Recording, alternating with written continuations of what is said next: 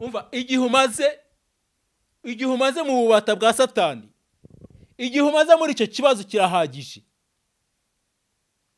Igihe umaze uva, uriya yari arimo wa mudamu wari umaze imyaka 12 ava, yarababaye ibintu byaramushizeho. Wowe nta bintu birimo kuva iwawe, imifuka yawe ntabwo yatobotse, ubuzima urabufite, indwara ntazo ufite, urugo rwawe rurahagaze. Ese ubwo ntabwo ubona yuko nawe urimo kuva? Senga kugera Satani ahunze, ko Satani agira ubwoba. Satani atinya izina rya Yesu. Impamvu navuze ngo uriya mupfumu ubupfumu bwe ndabukemanga, ko abandi bapfumu nyabapfumu batinya izina rya Yesu. Niyo unasenze ukavuga Yesu barahunga, nta n'ukwemerera, nabo ntibemere kuvuga Yesu. Abanyabo ntekereza kuriya watutse Yesu ashobora kuba amubarirwa atamuzi, ko izina rya Yesu ryonyine rititiza ikuzimu, rititiza Satani. Gusenga bisaba kurwana kugera ubonye icyo ushaka. Ugomba gutitiriza kugera ubonye icyo ushaka. Ikibazo ufite uba ugomba kukibonera igisubizo. Hari ibintu siyansi ivuga ngo ntibishoboka, hari ibintu siyansi ivuga ngo ntibikunda, ariko mu by'ukuri mu Mana siko bimeze. Ntibishoboka kuri siyansi, ntibishoboka ku mitekerereze yawe, ntibishoboka ku mbaraga za muntu. N'abantu benshi bazakubwira ngo ntibikunda, ariko wowe kubera kubabaye, kubera ko ushaka aho ushaka kugera, kubera ko ushaka guca agasuzuro k'abadayimoni n'abarupinzi, ugomba kurwana kugera ushubijwe. Hari ibintu byinshi bituma tudasubizwa kandi twasenze. Hari ibintu byinshi bituma tugaragara nk'abantu basenga, ariko tukaba abanyembaraga nkeya. Ntushobora gusenga urangariye mu bintu, urangajwe n'ibintu. Hari igihe umuntu ugasanga ameze nk'ukize, yambaye umwenda mwiza, ariko ibyacamo ni umukene wo kugirirwa impuhwe.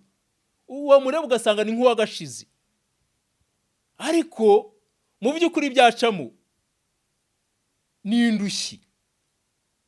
Ni gute abantu barenga gusenga basakuza gusa bitabamo imbaraga, barenga izina gusa ubu Kristo, ahubwo bakaba Kristo b'imbaraga, ku buryo umurozi yakwinjira mu rusengero, dore ko babyiharaje basigaye babikora,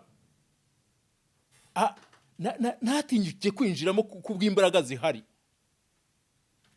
Kuko ni ikibazo gikomeye ko abantu bitwa ngo barasenga, ni abakristo bizera Imana ishobora byose, ariko wabashakamo imbaraga z'Imana, wabashakamo imbaraga zitegeka, washakamo imbaraga zica agasuzuguro, ukazishaka ukazibura. Nkumbuye abantu basenga bambaye imbaraga, bashobora gufunga iminwa, bafite ubutware, bashobora gufunga iminwa y'ibibasamiye, bashobora gufunga iminwa y'ibibatuka n'ibibasebya. Numva nkeneye ubwo butware n'izo mbaraga, nubwo wenda utarwanirira Yesu kuko yihagije. Ariko se gusenga kwacu gutuma abantu badusuzugura, bagasuzugura umurimo w'Imana, bagasuzugura n'Imana dusenga. Hanyuma ikindi kijya kibuza abantu gusubizwa no kwakira imbaraga z'Imana, no kwambara imbaraga z'Imana, n'ukwimura Imana, abantu bakimuka ibigirwamana. Ntabwo wasubizwa warimuye Imana ukimika ibigirwamana. Ntabwo wasubizwa utumvira Imana. Oya, ubu hari abantu hano hanze banagumiye bari aho ngaho, ariko kuba bafite muri kondisiyo zo kuba batarumviye Imana. Imana ikaba yabwiye umuntu ikamubwira ngo nzakugira neza, nzaguha urugo, nzaguha n'abana, nzaguha umugisha, ariko nababwiye ngo mwikumva imibiri yanyu. Imibiri yanyu ntabwo izemera musabana n'Imana. Imibiri yanyu izabasunikira mu bibi, ibabwirize kwiba, ibabwirize gusambana, ibabwirize kwiyandarika. Ariko Yesu ashimwe. Nejejwe n'uyu mwanya mbonye wo kugira ngo tuganire nanone ku ijambo ry'Imana. Nitwa Rutayisire Emile, turamenyeranye. Ndi umuvugabutumwa. Ibindi Imana iduhana umugisha. Uyu munsi rero ndaje ngo tuganire n'ubundi ku ijambo ry'Imana. Nahaye umutwe w'amagambo uvuga ngo amabanga atuma usenga ugasubizwa ukambara n'imbaraga. Amabanga atuma usenga ugasubizwa ukambara n'imbaraga. Iyo umuntu asenga abagamije afite intego nyinshi. Hariho usenga kugira ngo ashimire Imana y'ibyo yamukoreye, agasenga kugira ngo asabane n'Imana. Ariko hariho n'usenga afite ibyifuzo, afite ibibazo, akeneye ko Imana yamusubiza. Ariko hari n'usenga kugira ngo abashe kwambara imbaraga, imbaraga zibasha kumucisha mu bikomeye, imbaraga zituma abasha guhangana n'abadayimoni, ahangana na Satani ndetse n'abakozi b'isi y'umwijima. Biba bitandukanye rero, intego ziba zitandukanye. Ariko uyu munsi ndagira ngo tuganire ku mabanga atuma umuntu asenga agasubizwa kandi akambara imbaraga zikwiriye abasenga, zikwiriye abera. Mu minsi ishize rero numvise kuri izi mbuga nkoranyambaga, numvise umupfumu ubyiyemerera, wambaye nk'abapfumu, wisanisha nk'abapfumu. Mbese iyo umurebye ukareba ishusho ye, ubona mu by'ukuri asa n'abapfumu koko. Ni uko umuntu atekereza abapfumu. Ni umupfumu wabyiyemeje, wabyize, yiga mu buryo busanzwe, yiga iby'ubupfumu, avuga yuko ari no mushakashatsi. Ibyo avuga wumva birimo ubumenyi, ko yabihaye umwanya. Mu byo yavuze hari icyo namushimye.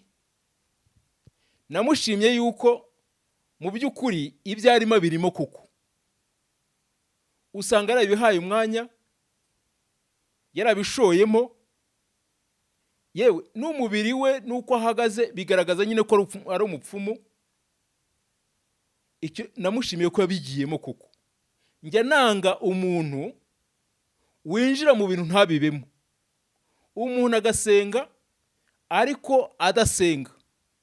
Umuntu agasenga ari kugira ngo ashimishe abantu cyangwa agaragaze ko asenga, ariko mu by'ukuri wareba imbuto ze, wareba imbaraga mu byo avuga n'ibyo akora, ukabona ko nta n'Imana imurimo. Washaka imbaraga uko azivuga, ahubwo ugasanga ni umuntu usakuza uri aho ngaho gusa, ariko washaka Imana imurimo, washaka imbaraga ukabishaka ukabibura.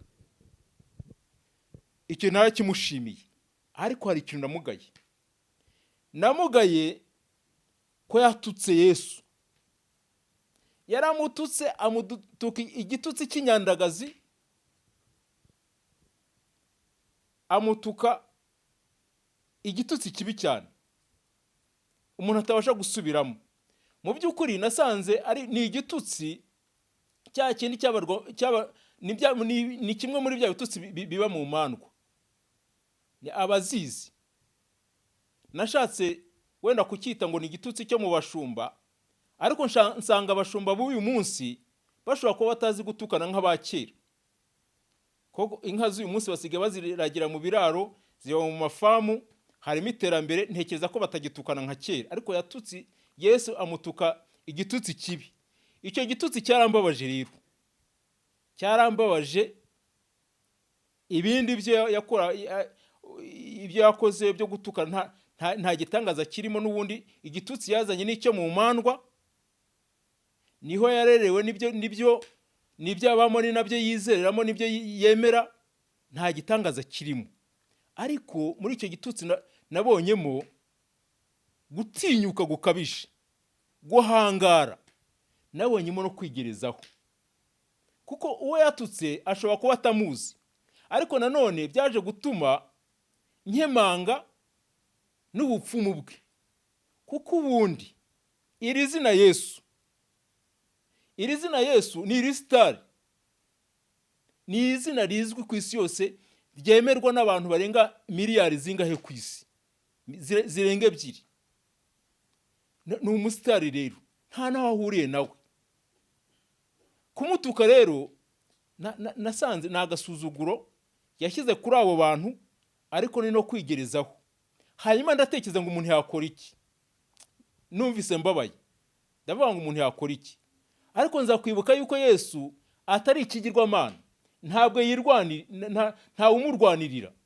Yesu arirwanirira, akarwanira nabi basuzuguwe, bakandamijwe, bari mu kaga, ahubwo we akabakiza. Ariko nsanga ashobora kuba yarateye ibuye aho atagomba kuritera.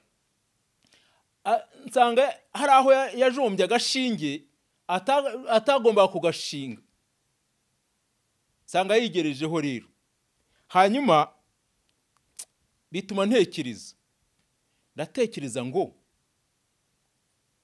nubwo wenda utarwanirira Yesu kuko yihagije, ariko se gusenga kwacu gutuma abantu badusuzugura, bagasuzugura umurimo w'Imana, bagasuzugura n'Imana dusenga, ko ni kurimo ikibazo. Numva nifuje Eliya na Elisa. Ko Eliya umunsi umwe Ahabu na Yezabeli basuzuguye Imana, bimika ibigirwamana. Hanyuma Eliya kubera ishyaka yari afite, afunga imvura ntiyagwa, yongera kugwa uko yabivuze. Elisa yigeze guhura n'abana, abahungu, ngo baravuga ngo dore kara kanyaruhara ngo kazamutse kanyuze hariya. Hanyuma avuma abo bahungu, idubu iva mu ishyamba iraza irabagira barangiza. Numva aho hantu nkumbuye abantu basenga bambaye imbaraga, bashobora gufunga iminwa, bafite ubutware, bashobora gufunga iminwa y'ibibasamiye, bashobora gufunga iminwa y'ibibatuka n'ibibasebya. Numva nkeneye ubwo butware n'izo mbaraga. Abantu bashobora guhesha Imana icyubahiro, bakanga yuko izina ryayo ritukwa n'umurimo wayo utukwa. Abantu bashobora kurinda ibintu byabo, ibyo bemera n'ibyo batunze, ndetse n'ibyagiye bakabigaruza. Numva nkumbuye izo mbaraga, numva ngize iryo shyaka, mbitekerezaho. Hanyuma numva nabwira abantu, ni gute abantu barenga gusenga basakuza gusa bitabamo imbaraga, barenga izina gusa ubu Kristo, ahubwo bakaba Kristo b'imbaraga, ku buryo umurozi yakwinjira mu rusengero, dore ko babyiharaje basigaye babikora, ntatinyuke kwinjiramo kubw'imbaraga zihari.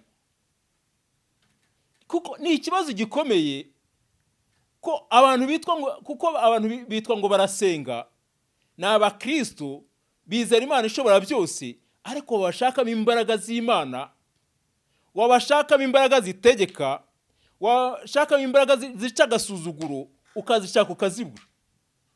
Ni ikibazo rero kiri hano hanze.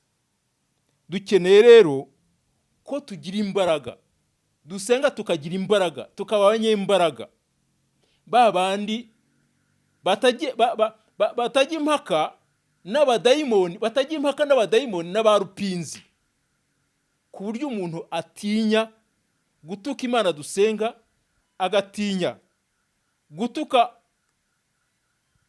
gutuka ubwoko bw'Imana. Dukeneye rero izo mbaraga. Izo mbaraga rero niho navanye uyu mutwe w'amagambo uvuga ngo amabanga atuma dusenga tugasubizwa kandi tukambara imbaraga. Atari ukuvuga ku magambo gusa, abantu bamenyera abantu basenga mu magambo, babasuzugurira mu magambo, n'uvuga ngo arasenga ni umunyembaraga ukumva ni amagambo gusa. Dukeneye ibintu bifatika, kuko isaho igeze n'ukuntu ihakana Imana n'ukuntu ihakana abasenga. Dukeneye abantu buzuye imbaraga, bafite imbaraga zikubita hasi imbaraga zose z'umwanzi, kandi zicerekesha abazimu, zicerekesha n'abarupinzi bose. Umuntu wese watekereza kuvuga nabi umuntu usenga, akavuga nabi Imana, akavuga nabi umurimo w'Imana, umurimo w'abasenga, uwo wese agatinya. Dukeneye izo mbaraga. Yesu rero hari uko yabivuze, hari uko yagiriye abantu inama. Reka dusome Luka igice cya 18, wenda duhere ku murongo wa mbere. Haravuga ngo ni umugani Yesu yaciye w'umucamanza n'umupfakazi wamutitirije. Mu by'ukuri by'Imana ntago byizana. Abantu babyigishwa nabi barabeshywa. Iby'Imana ntago byizana, bisaba gutitiriza, bisaba gusaba izo mbaraga, bisaba kumenya ko zikenewe. Hanyuma aravuga ngo Yesu abacira umugani wo kubigisha ko bakwiriye gusenga iteka ntibarambirwe. Dukwiriye gusenga iteka ntiturambirwe, tugatitiriza ku buryo izo mbaraga tuzambara, tugatitiriza ku buryo ibyo dushaka tubibona, ariko tugaca agasuzuguro k'abadayimoni, tugaca n'agasuzuguro k'abarupinzi. Hanyuma arababwira ati, hariho umucamanza mu mudugudu umwe utubaha Imana ntiyite no ku bantu. Muri uwo mudugudu harimo umupfakazi. Aramusanga aramubwira ati, ndengera ku mwanzi wanjye.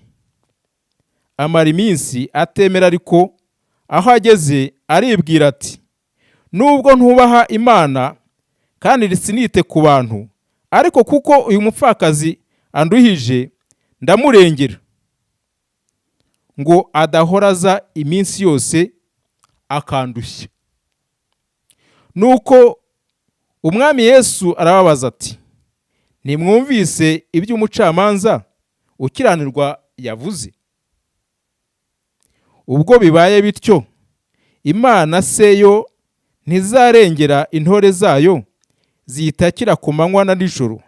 Mbese yazirangarana? Ndababwira yuko izazirengera vuba. Ariko umwami w'umuntu naza, mbese azasanga kwizera kukiri mu isi?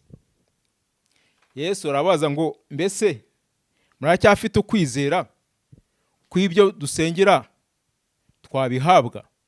Muracyafite ukwizera ko umuntu ufite ishyaka ry'Imana hari ukuntu Imana yamwubaka, hanyuma gusuzugurwa k'umurimo w'Imana n'abakozi b'Imana n'iby'Imana bigahagarara? Yesu rero yabyise umugani, ariko ni umugani ugana kariho.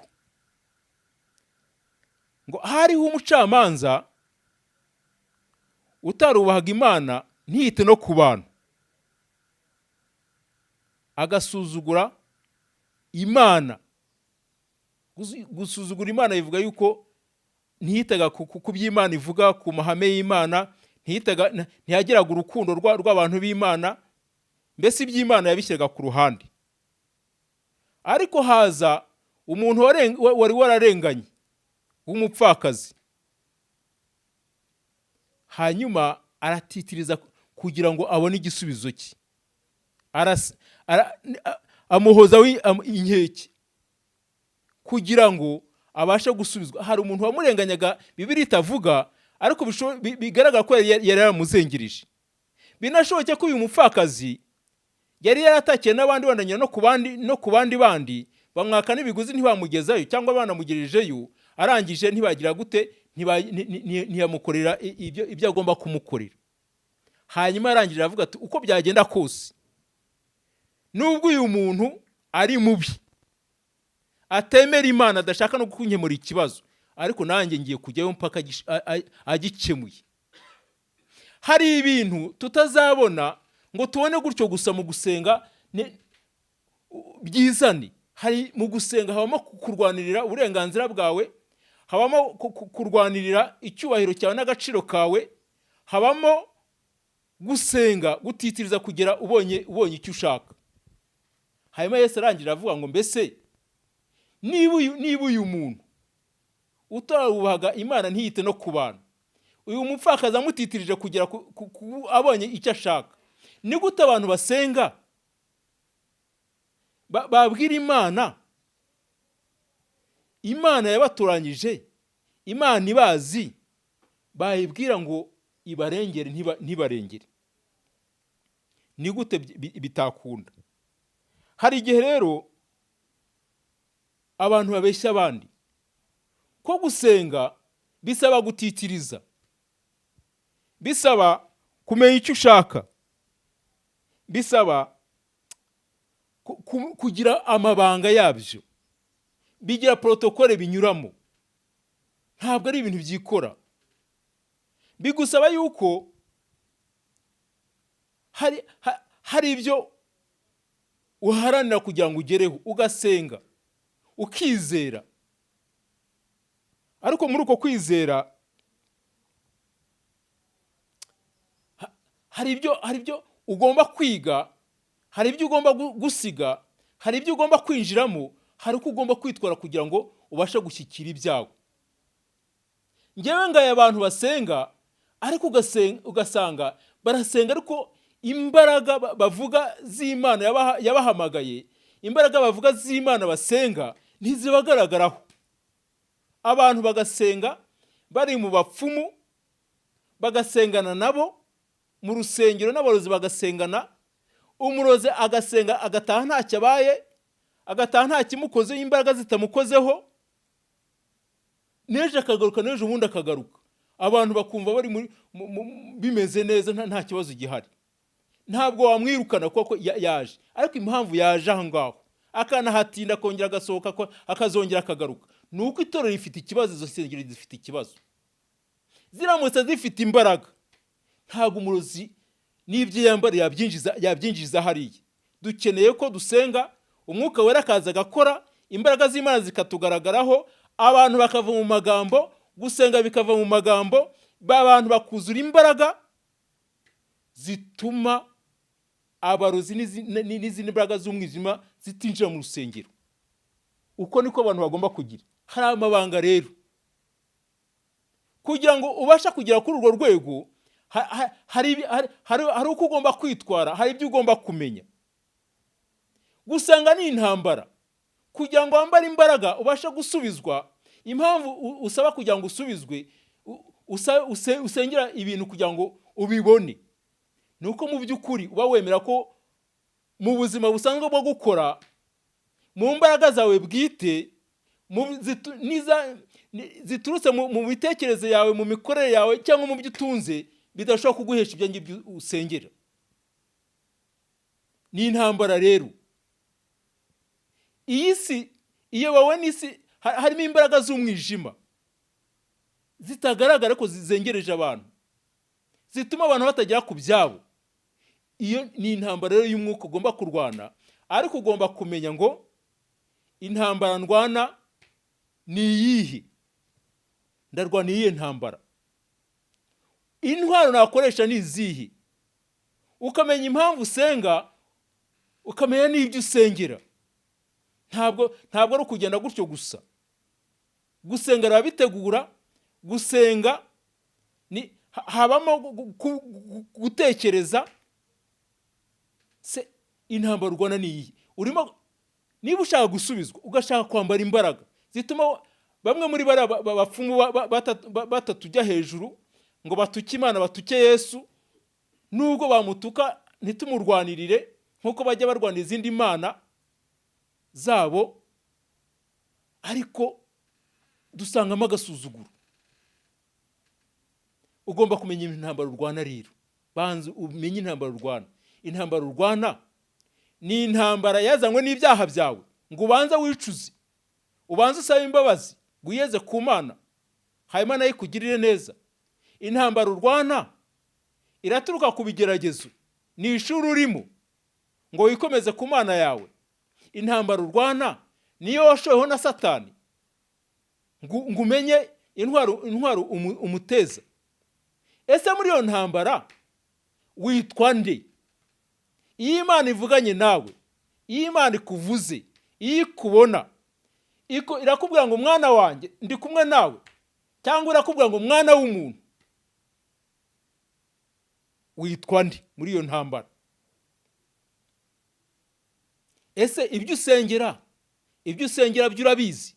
Intego yo gusenga ni iyihe? Impamvu yo gusenga ni iyihe? Niyo kwezwa, niyo kwambara imbaraga, niyo gusubizwa gusa ukabona ibijumba bikarekera aho ngaho? Urasengera iki? Menya icyo usengera. Iyo umenya icyo usengera rero, ni nabwo umenya imbaraga ukoresha n'uko ubigenza, n'intwaro ukoresha. Ariko no mu gusenga, menya neza uri kumwe nande, uhagaranye nande. Twigeze dusengana n'abantu, abantu bahanura, abantu ubona bafite imbaraga z'Imana, ariko abantu bacengewe. Harimo umuntu umwe wahigwaga n'umwanzi we, adiployingamo umuntu muri abo ngabo abantu basenganaga, bafite impano zihanura zirondora. Ariko ikintu cyantangaje nuko muri abo bantu basenganaga, umwe hari ibyajyanaga akabishyira wa muntu wahigaga wa wundi.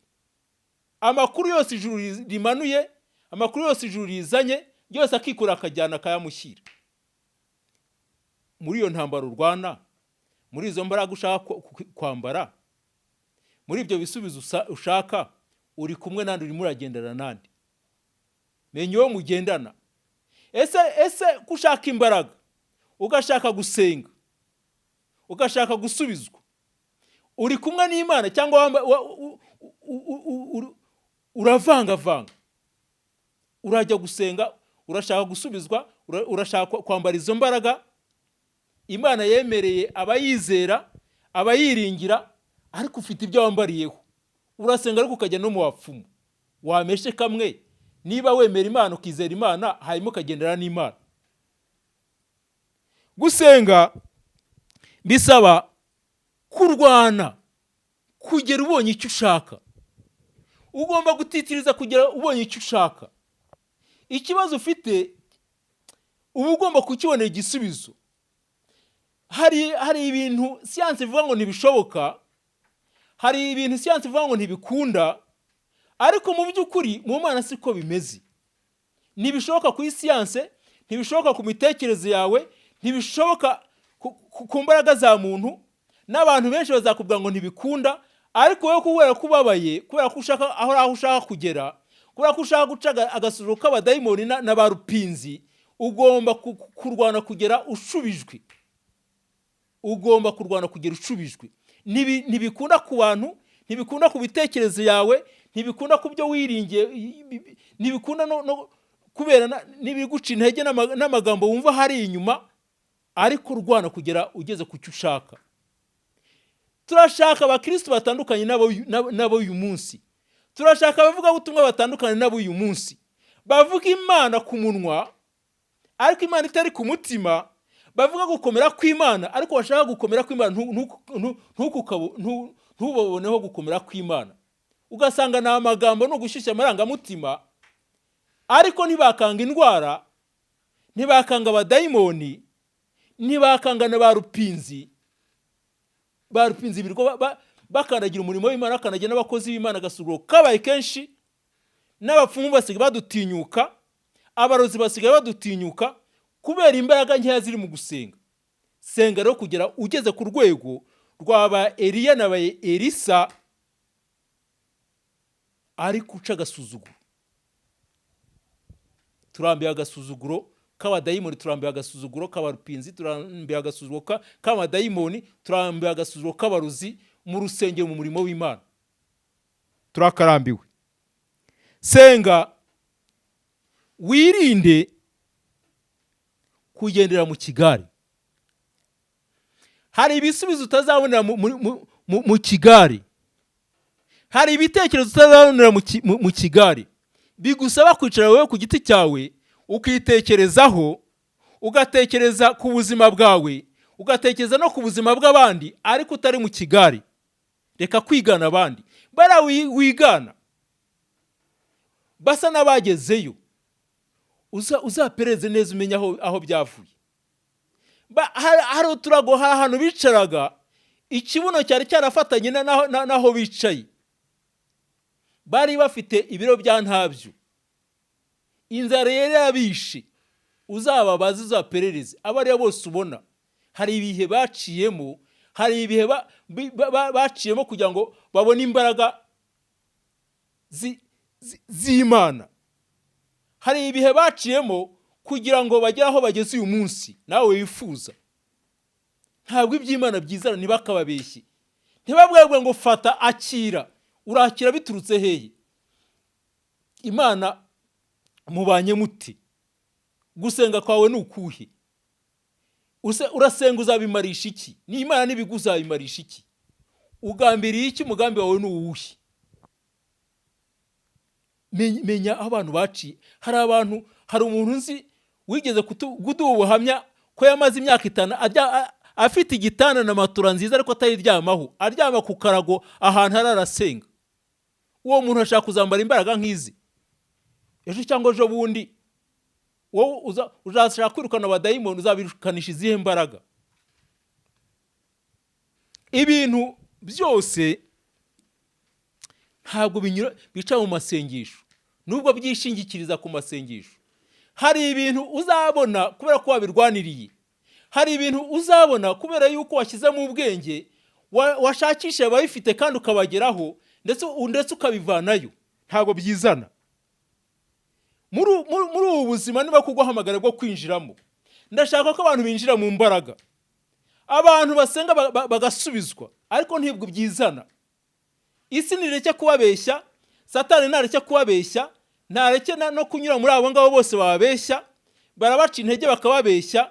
Umurozi ukuroga acunga imbaraga zashize, acunga wariye wahaze, uri aho ngaho urimo kugona, urimo gukorana bya bindi byose, hanyuma akagutera kandi aragushobora. Ariko igihe uri mu mbaraga z'amasengesho, umurozi ntiyagushobora, ntabwo yagutera. Hanyuma ndagira ngo nkubwire, hari ibintu abantu babeshya abantu, barabwira ngo ibintu by'Imana birizana, hari aho bica, bijya bica mu butayu.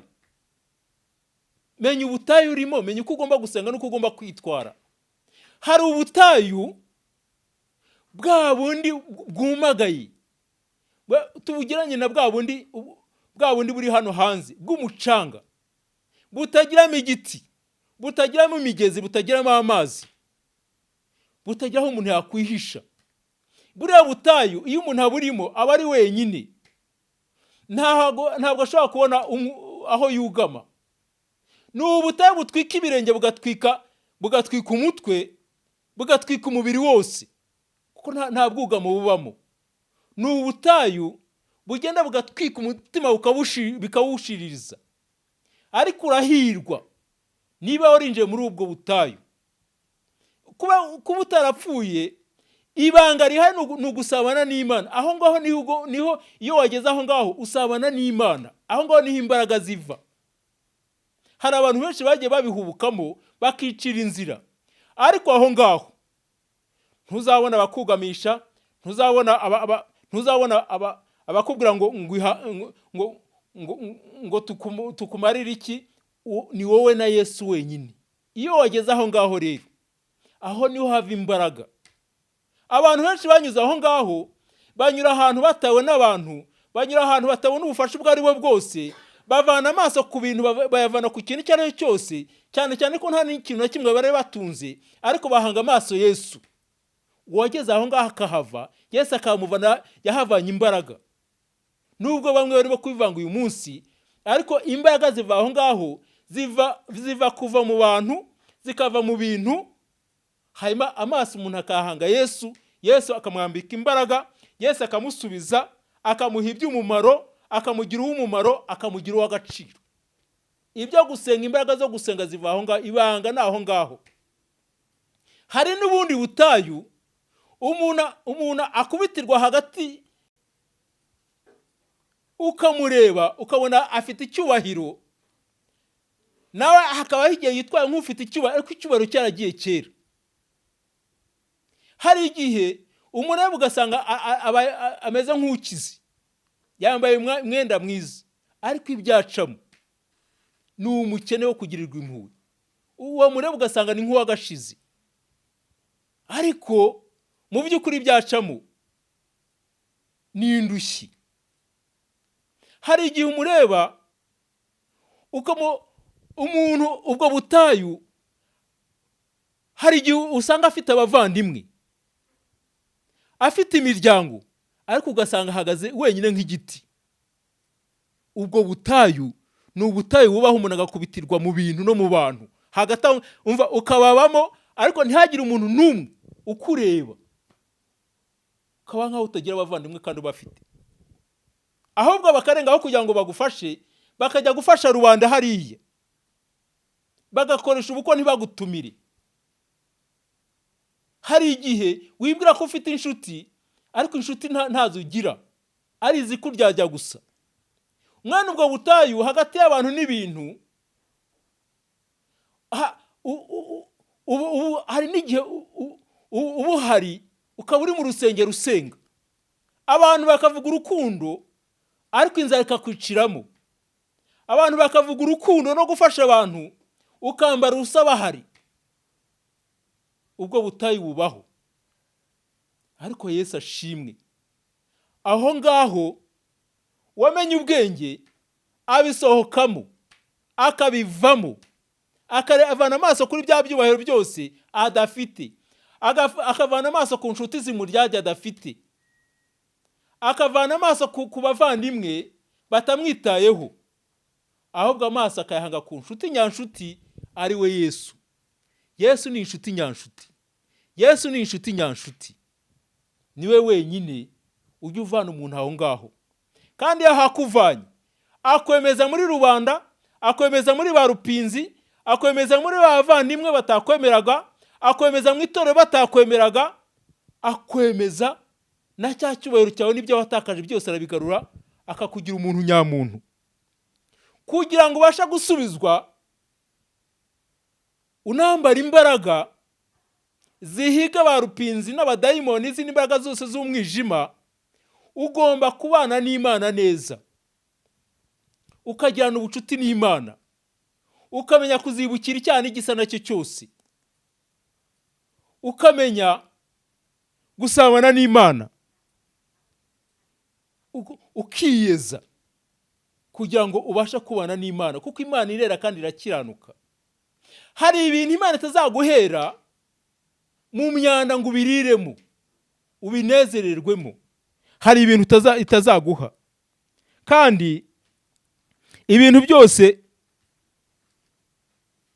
ntabwo ibintu byose bihindurwa n'imbaraga zawe zisanzwe. Hari ibintu uzabona kubera ko wasenze, hari ibintu uzageraho kubera ko wasenze. Abasenga, hari umuntu Imana ibwira ikamubwira ngo ubuzima bwawe buri mu gusenga, no gutabarwa kwawe buri mu gusenga. Uwo nubona asenga ntuzamwibazaho cyane, ko azi aho amakiriro ye ari. Hari indwara zitazakira utasenze, bitewe n'intambara urimo kurwana. Hari urugo utazubaka utasenze, hari fiyanse utazabona utaciye mu masengesho. Nimusenge mwambara imbaraga, nimusenge mu buhozi byanyu, nimusenge muba abantu badasanzwe, muba abantu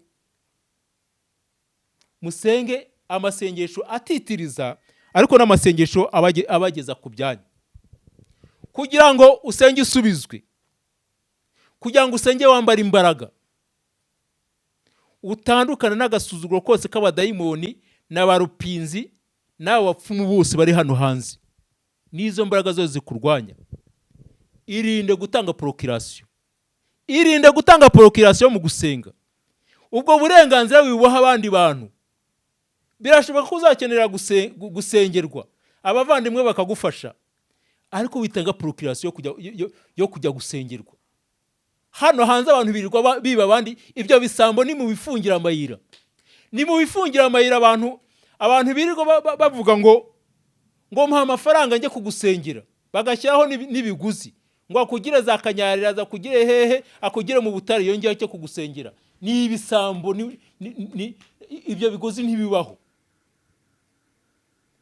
Uwo muntu ajya gusenga, ese ubundi kikubwira yuko ibibazo afite biri munsi y'ibyawe, ajye kwikorera ibyawe nta bibazo afite n'igiki?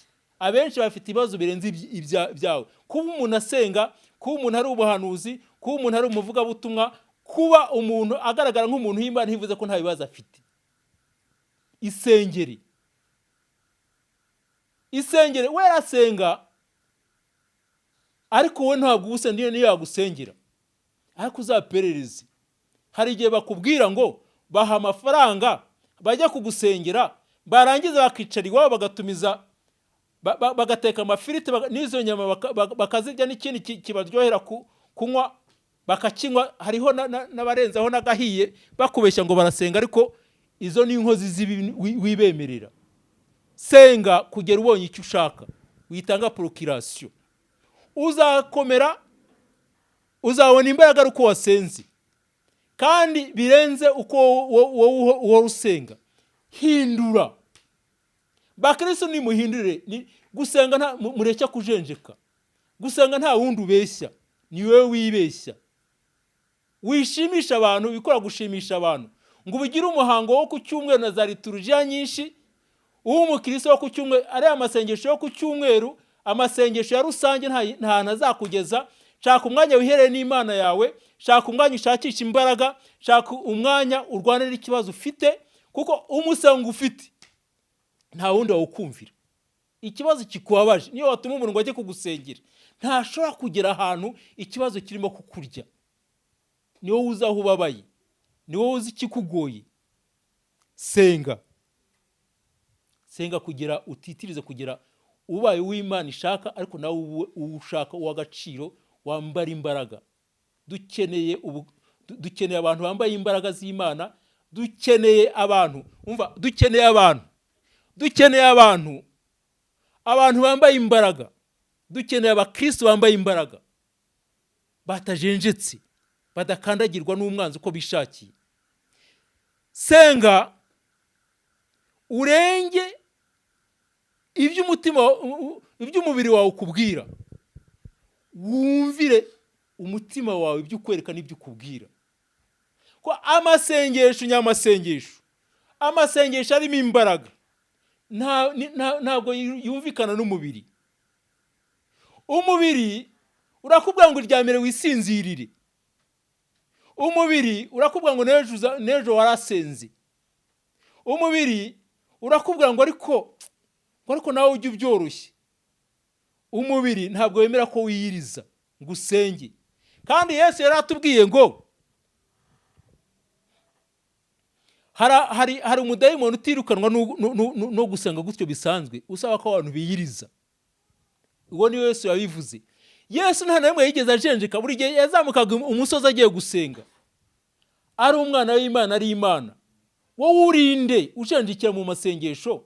Wowe urinde? Ntabwo ubona ko ari wowe utuma dutukwa, utuma umurimo w'Imana utukwa, utuma Imana itukwa?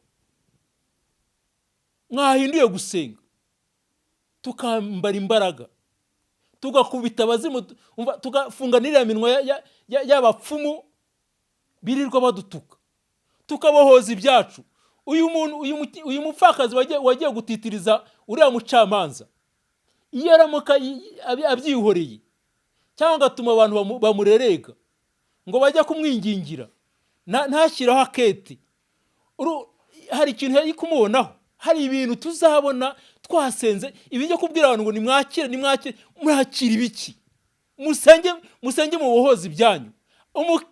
Umusikira wa Kristo ntabwo yakira ibintu by'amafuti biri aho ngaho, arabiharanira. Mu masengesho rero niho twaherewe imbaraga zinesha, imbaraga z'ubushobozi zibohoza ibyacu. Senga usengera igishoboka n'ikidashoboka kugera ukigezeho. Ntabwo gishoboka mu maso yawe, ntigishoboka mu bitekerezo yawe, ariko kirashoboka ku muntu wizeye Imana kandi agahagarara mu gusenga.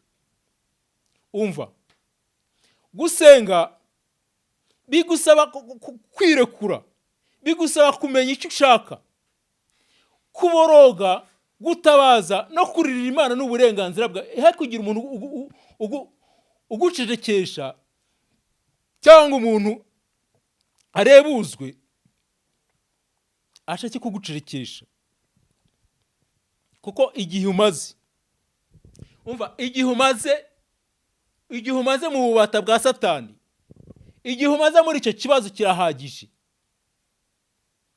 Igihe umaze uva, uriya yari arimo wa mudamu wari umaze imyaka 12 ava, yarababaye ibintu byaramushizeho. Wowe nta bintu birimo kuva iwawe, imifuka yawe ntabwo yatobotse, ubuzima urabufite, indwara ntazo ufite, urugo rwawe rurahagaze. Ese ubwo ntabwo ubona yuko nawe urimo kuva? Umaze igihe umeze nk'aho muntu wari umaze imyaka 38 ku kidendezi yarabuze umuntu umutamo. Igihe umaze nta muntu kwitayeho muri ako gahinda, muri uwo mubabaro, muri ibyo bibazo by'urudaca, muri ubwo bushomeri, muri uko gutabwa, urabona ko ukeneye ko abantu bakomeza cyangwa abantu taka uhamagare. Yesu yigeze anyura ku muntu ubabaye arataka ati, mwana w'Imana ntabara, ndengera. Ngo intumwa ziramubuza. Abanyedini, idini niko rimeze. Satani ntazemera ko utakira Imana uborogera Imana, kuko kuboroga kwawe no gutaka kwawe nibyo bihamagara Imana ikaza ikagutabara. Taka uboroge uhamagara Imana. Igihe umaze cyose rero kirahagije. Ariko ndagira ngo nkubwire ngo, nubwo ubona amazi yarenze inkombe, nubwo ubona bisa naho byarengeranye, nubwo ubona umaze kugira imyaka 40 nta gushaka, utabona n'agacu, wenda umugabo we na 60 cyangwa na 70 yakwiyandayanda, ariko se ugeze 40 uyacyatinya amaso y'abantu, wahamagaye Imana aho byafiriye hashaki. Niba bigomba gukemerwa n'amasengesho, injira mu senge kugira ikibazo cyawe gikemutse. N'ubundi ntacyo ufite uramira. Ese niba nta kintu ufite uramira, uraryama ngo bigende gute? Urigana abandi ngo bigende gute? Umusonga n'uwawe, umusonga n'uwawe ntabwo ari uw'abandi. Kandi Yesu yarabitunganyije. Yesu yahaye uburenganzira buri muntu wese ngo yigerereyo, yigerereyo umwenda wari ukingirije ahera wasadutsemo kabiri, buri muntu wese yigererayo. Nutirwa urabona rindi uzakurwanaho. Senga, kuko Satani uyu nguyu urwana nawe ufite abakozi hirya no hino, barimo abo bapfumu, harimo n'abo barozi. Satani azi neza Imana, ayizi kukurusha kuko barabanye, arayizi neza. Azi intwaro wamukoreshaho ukamutura hasi ukamutsinda. Azi amahame yatuma umurwanya ukamunesha. Ntabwo azatuma rero ubasha kubigeraho, ntabwo azagukundira. Wimwemerera, rwana kugera ugeze ku cyo ushaka. Wimwemere uwo Satani, ko Satani icyo ashaka ni ukugira ngo aguheze muri ubwo bubata, akubuze kugera ku cyo ushaka. Wimwemerera rero, senga kugera Satani ahunze, ko Satani agira ubwoba. Satani atinya izina rya Yesu. Impamvu navuze ngo uriya mupfumu ubupfumu bwe ndabukemanga, ko abandi bapfumu nyabapfumu batinya izina rya Yesu. Niyo unasenze ukavuga Yesu barahunga. Nta n'ukwemerera, nabo ntibemera kuvuga Yesu. Abanyabo ntekereza ko uriya watutse Yesu ashobora kuba amubarirwa atamuzi, ko izina rya Yesu ryonyine rititiza ikuzimu, rititiza Satani, rititiza nawe wapfa muri izo mbaraga zose z'umwijima. Senga rero utitirize, kuko ibyo ubona nk'imigisha ntibyizana. Ibyo ubona nk'imigisha ntabwo byizana, ko bisaba kubiharanira, bisaba kubikorera, bisaba ko wizera ugasenga, bisaba yuko utabifata. Ntabwo abantu barababeshya, ntabwo iby'Imana ari nko gufata buji ngo uyicane cyangwa uyizimye.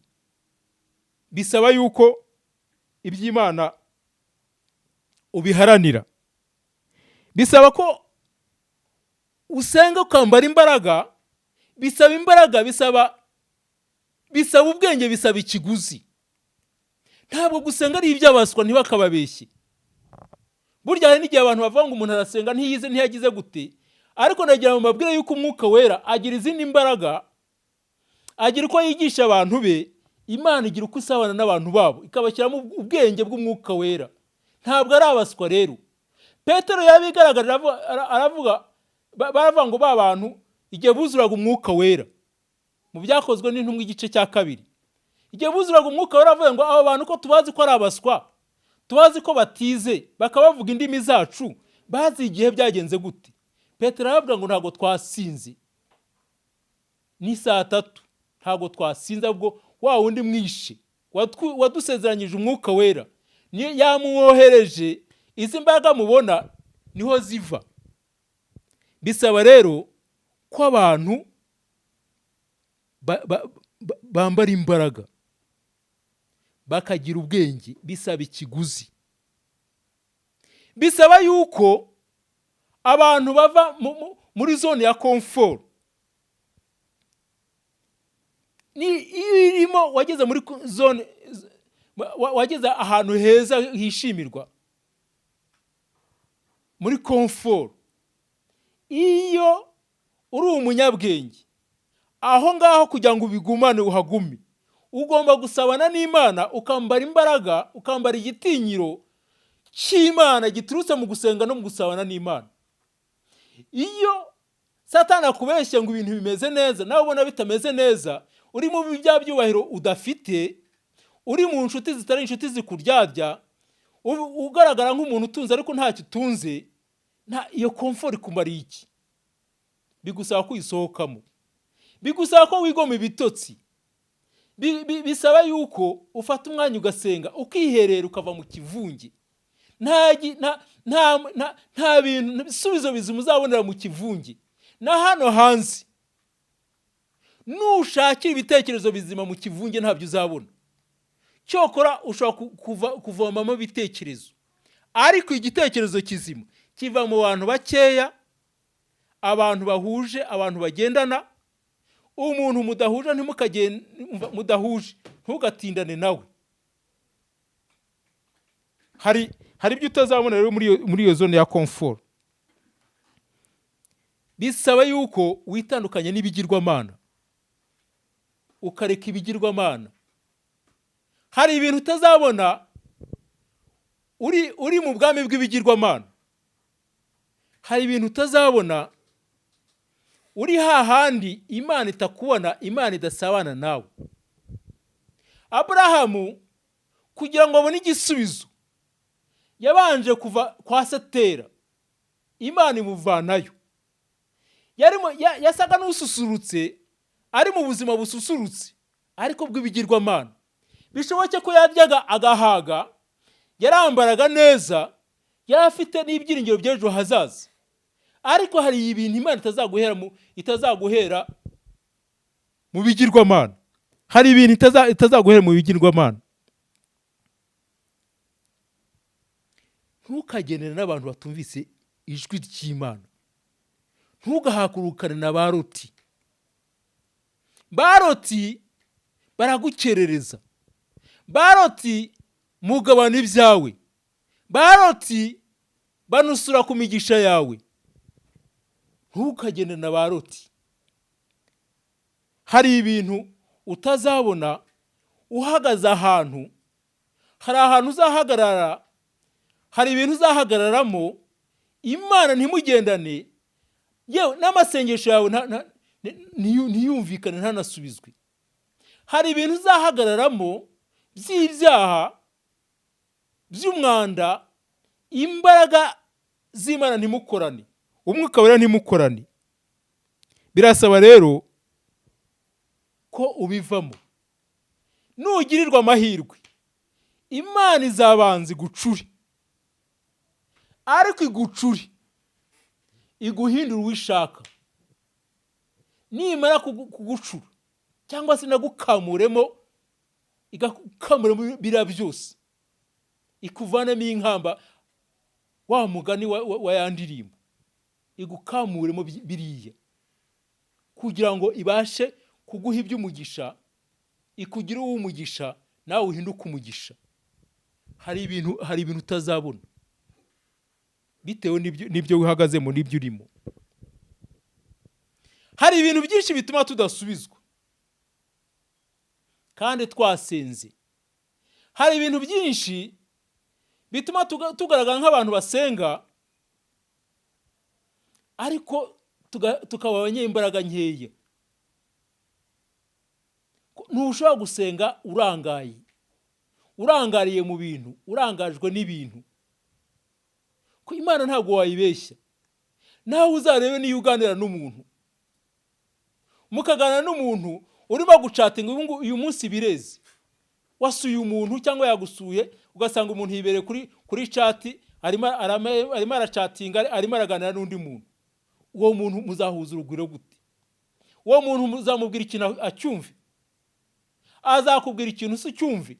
Wose niyo yanakikubwira ukakimubura, ugasanga arimo gucatinga, urumva bizakunda? Dukeneye gusenga tubishyizeho umutima. Ngewe nanga umuntu ujya mu kintu ntagishyireho umutima. Nanga umuntu wicara mu kazi ntagashyireho umutima kandi kamuhemba. Nanga umuntu ujya mu ivugabutumwa ntarishyireho umutima kandi yararihamagariwe. Nanga umuntu ujya gusenga akamera nka rubanda, ugasanga imbaraga afite ntizakwirukana n'umubu. Yabaye uburimiro bw'abadayimoni, ibije byose birinjira. Dukeneye ko ubwo buzima buhinduka. Ibyo kukubeshya ngo urakira, ubundi nawe ukagenda inyuma y'abandi, bakagenda nawe ukagenda, aho bagiye ukagenda, bagatera indirimbo ukabyina usambana, ukabyina wiba, ukabyina ukora n'ibindi byose. Ubuzima ntibuhinduke, ntiwihanire kureka, ugahora uri wa wundi, imbaraga zizava. Uzi ko wafuma uw'umupagani tukabimenya, ukaba umupagani ariko wabyinjiyemo kuri uwo mupfumu yabyinjiyemo, agasa n'isi neza, aho kuba mu bintu utabirimo. Ijambo ry'Imana ntuzi ko ritubuza kuvangavanga, ritubwira ngo ritushyuhe cyangwa dukonje. Udashyushye ntakonje, Yesu azamuruka. Amen. Hanyuma ikindi kijya kibuza abantu gusubizwa no kwakira imbaraga z'Imana, no kwambara imbaraga z'Imana, n'ukwimura Imana, abantu bakimuka ibigirwamana. Ntabwo wasubizwa warimuye Imana ukimika ibigirwamana. Ntabwo wasubizwa utumvira Imana. Oya, ubu hari abantu hano hanze banagumiye bari aho ngaho, ariko kuba bafite muri kondisiyo zo kuba batarumviye Imana. Imana ikaba yabwiye umuntu, ikamubwira ngo nzakugira neza, nzaguha urugo, nzaguha n'abana, nzaguha umugisha, ariko ntuzigere usambana. Barangiza akajya hanze akabura uko abandi babikora, nawe agakora ku byashingano. Ibintu abantu bakora hano hanze ntabwo ari iby'abantu bose. wowe wavuganye iki n'Imana? Amasezerano yawe wazirikiye hehe? Ko Imana yakubwiye ngo izagutabarira mu murimo, ubu ngubu uhagaze hehe? Uri mu murimo cyangwa uri mu byawe? Uri ku Mana cyangwa uri kwa Satani? Ibyo Imana yakubwiye, ibyo amasezerano yakubwiye, ubihagazemo neza? Wibagiwe yuko Imana yavuze yuko abantu bazava mu masezerano kandi nta mpamvu bazakorwa n'isoni. None si uyu munsi urayizwa n'iki? Ko isoni zagukoze kubera yuko utigeze wumvira Imana. Nta gihe se Imana wumvise ijwi rikubwira ngo ntujya gusura uriya muhungu, nujya aragutera inda, ugenda ntabwo umutima wigeze ukubwira ngo wijyayo, ukanga ukajyayo, wahavanye y'iki? Uyu munsi ubuzima bwawe ntibwahindutse. Abantu nibareke gusenga batumvira Imana, kuko kutumvira Imana bizana akaga, kutumvira Imana bizana ibyago, kutumvira Imana bizana ingaruka kandi zibabaje abantu benshi. Hanyuma ikindi gituma umuntu adasubizwa harimo kudahuza ubuzima n'ijambo ry'Imana. Mu byo uriya mupfumu yavuze ko atemera Bibiliya, kandi ni uburenganzira bwe, kuko ubuzima bayemo n'ibyo akora n'undi ntayemera, niyo mahitamo ye. Ariko ntibivuze ko atazahura n'akaga ko kutayemera, ntibivuze yuko atazagongana n'ibyo Bibiliya ivuga. Ngiye mbabazwa n'umuntu rero usoma Bibiliya yarangiza akavuga ko yemera, yarangiza agakora ibihabanye nayo.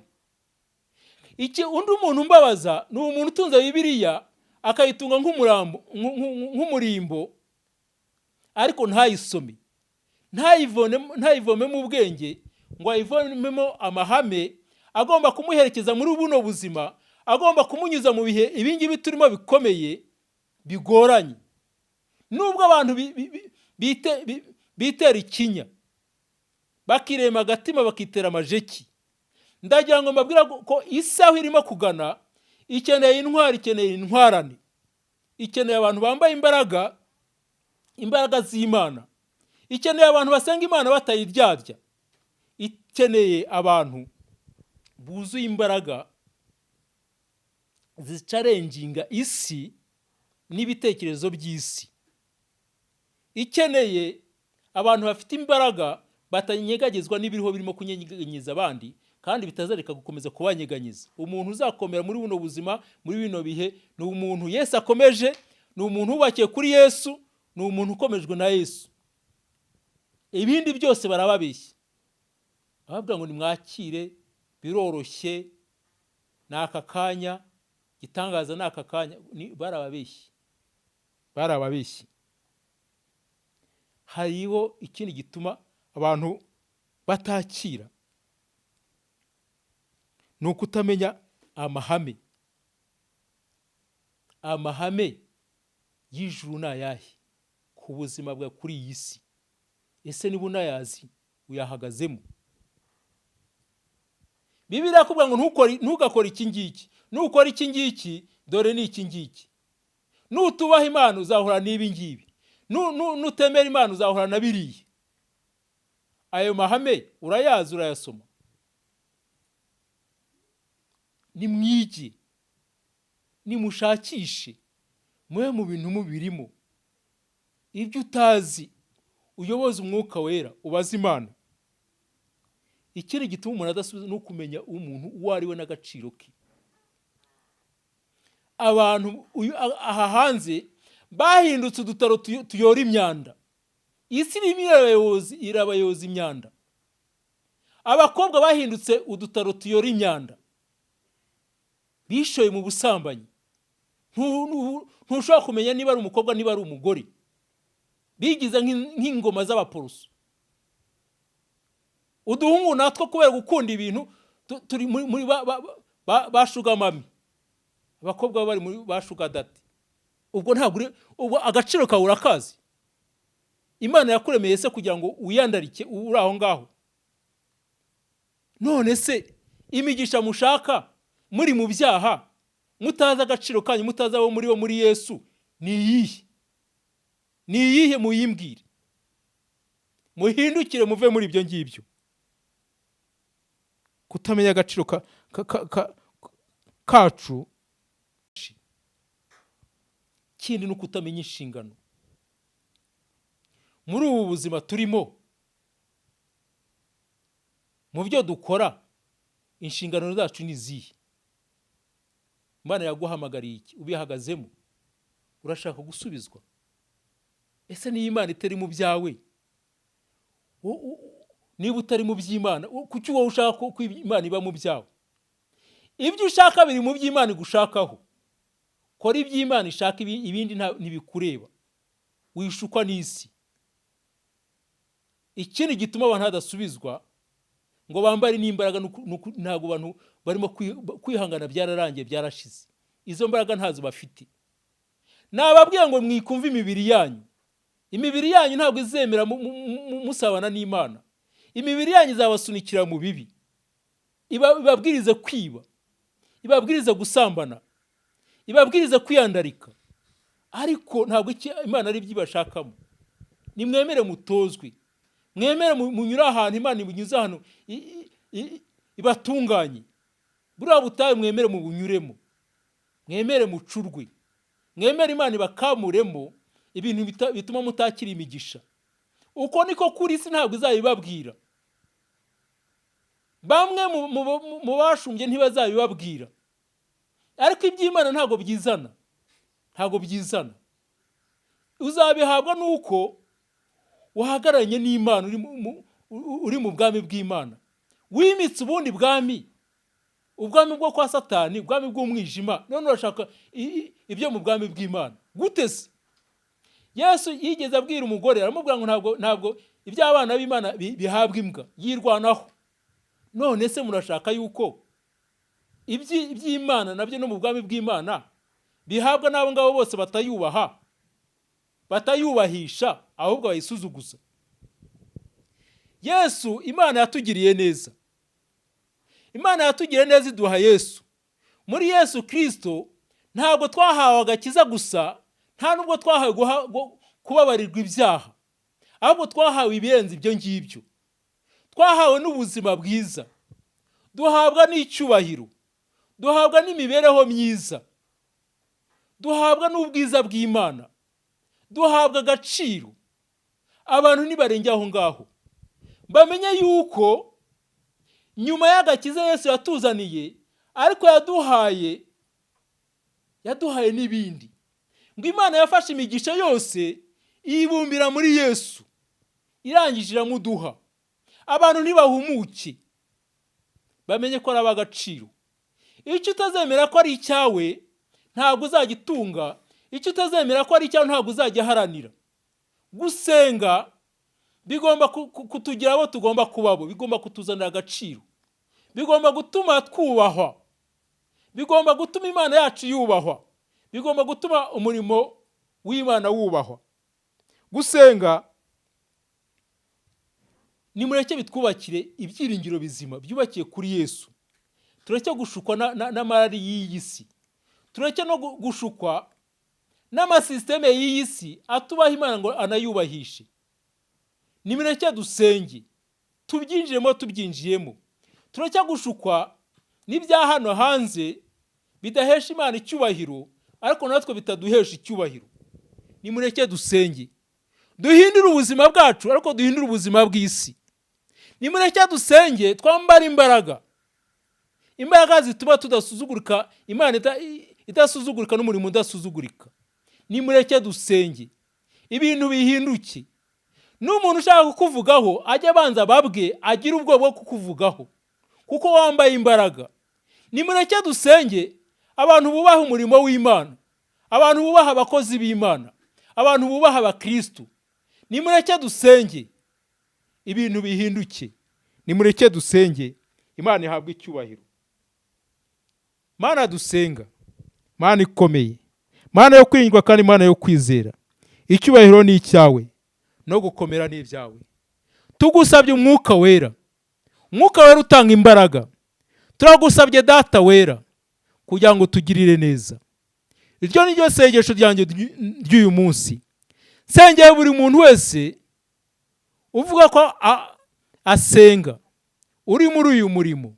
Sengeye ubwoko bwawe, Uwiteka, kugira ngo ubwuzuze imbaraga. Gira neza ubwoko bwawe papa, gira neza abana bawe, ubuzuze umwuka wera. Reka umwuka wera twuzuza impano z'umwuka, za zindi zituma abarupinzi bose bamenya ko uri kumwe natwe, bamenya ko waduhamagaye. Reka mwuka wera uze mu bana bawe, uze mu itorero, uhindure ubuzima. Kandi reka ushoboze abantu kuzura imbaraga no kwera imbuto z'umwuka wera, kugira ngo izina ryawe rikomeze ryubahwe, kugira ngo izina ryawe rihabwe agaciro n'ubwoko bwawe buhabwe agaciro. Kandi ibintu bitwasamiye byose, izi mbaraga zose zitwasamiye, Uwiteka, zose zikubitwa hasi, ibituvuga nabi byose iminwa ifungwe, hanyuma icyubahiro cyawe kigaragare kandi kiganze uyu munsi n'iteka ryose. Amen.